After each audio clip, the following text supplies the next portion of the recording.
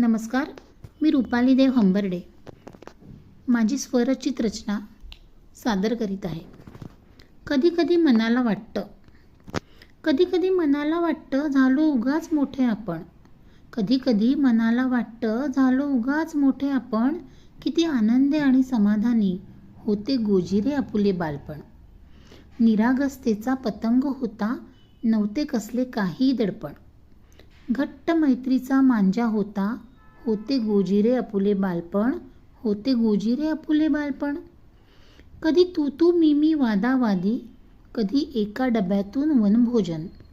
मनात नव्हती आसूया कुणाची, होते गोजिरे आपुले बालपण. होते गोजिरे आपुले बालपण. अहंकाराचा मनास नसे वारा, साधे सोपे सरळ जीवन.